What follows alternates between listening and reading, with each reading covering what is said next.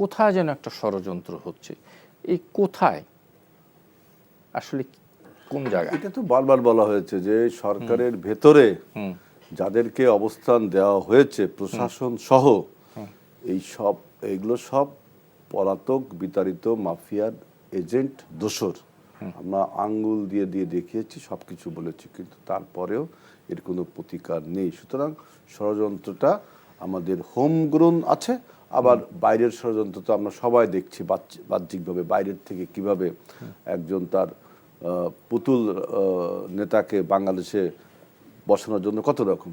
এখন বলা হচ্ছে যে দেখেন, ইসকনকে আপনি যদি একটা টেরোরিস্ট অর্গানাইজেশন হিসেবে মনে করেন, আপনার এর পক্ষে কিন্তু যুক্তি তর্ক তুলে ধরতে হবে, আপনি তুলে ধরতে হবে। সেকেন্ড হলো যে একজন দেশদ্রোহী যে হয়, তার কোনো ধর্মীয় পরিচয় বা জাতিগত পরিচয়, এথনিক পরিচয় যেটাকে বলে, বা অন্য কোনো পরিচয় মুখ্য হয়ে উঠবে না।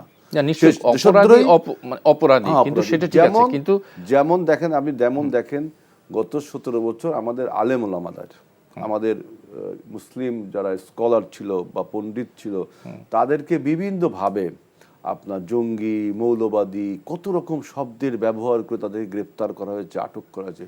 কিন্তু দেখেন এদেশে মানুষ সবসময় বলেছে যে আমরা অপরাধীকে অপরাধী হিসেবে দেখি, তার ধর্মীয় পরিচয় প্রধান হয়ে ওঠে না। আজকে কেন এই আপনার এই যিনি গ্রেফতার হলেন চিন্ময় দাস, ইনি যখন গ্রেফতার হচ্ছেন তার হিন্দু পরিচয় প্রধান হয়ে উঠছে। আপনার তার যে মিছিল মিটিং, চিন্ময় গ্রেফতার হওয়ার পরে সেই মিছিল মিটিংয়ের ভিডিও ফুটেজ আপনাকে দেখতে হবে।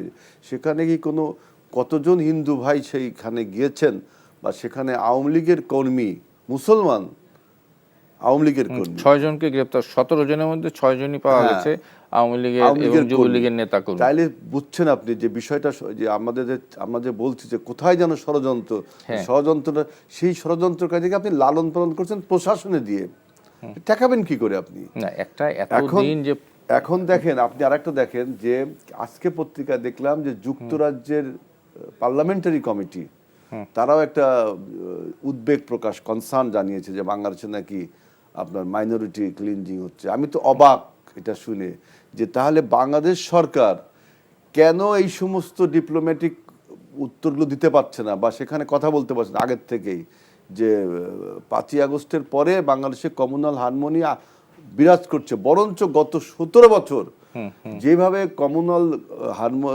হারমোনিকে নষ্ট করা হয়েছে, এবং যতগুলো ঘটনা ঘটছে, ব্রাহ্মণবাড়িয়া নাসিরনগর থেকে শুরু করে রামুর, টেকনাফের ওই যে বৌদ্ধ মন্দির, তারপরে আপনার সুবর্ণচর, সাঁওতালপল্লী, নওগাঁর, রংপুরে বিভিন্ন জায়গা যে 17 বছরে সংখ্যালঘুদের উপর নির্যাতন করা হয়েছে, গ্রেফতার হয়েছে কি আওয়ামী লীগের নেতাকর্মীরা।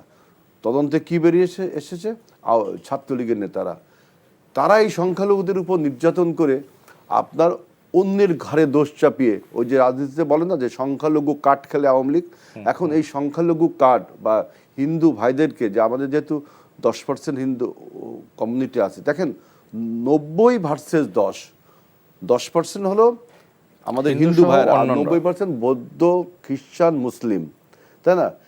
এই 2%-এর মধ্যে কোনো কনফ্লিক্ট হতে পারে না, কোএক্সিস্টেন্স হতে পারে, এবং সেটাই বাংলাদেশে হচ্ছে। কিন্তু এইটা আমরা প্রচার করতে পারছি না বিশ্বব্যাপী, যে আমরা কমিউনাল হারমোনিতে, তোমরা যারা আমাদের বিরুদ্ধে অভিযোগ করছো তোমাদের থেকেও আমরা এগিয়ে।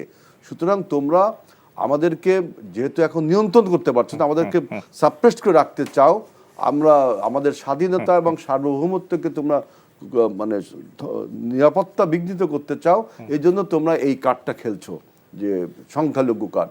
আর সেজন্য বলছি সরকার এইটার বিষয়ে কেন কোনো একটা, না, সরকারের কথা বলছেন ঠিক আছে, কিন্তু রাজনৈতিক দল মানে কোনো দায় নাই। আমি একটু বলি, দেখেন গোবিন্দ প্রামাণিক আমাদের হিন্দু মহাসভার সভাপতি, অনেক বক্তব্য আছে তার পক্ষে বিপক্ষে, কিন্তু 5ই আগস্টের পরে তার একটা বক্তব্য কিন্তু প্রণিধানযোগ্য। সে বলেছে যে ভারতের বিভিন্ন মিডিয়া থেকে যে সমস্ত কথা বলা হচ্ছে এটা ঠিক না, বাংলাদেশে কোনো হিন্দু সম্প্রদায়ের উপরে নির্যাতন হয়নি।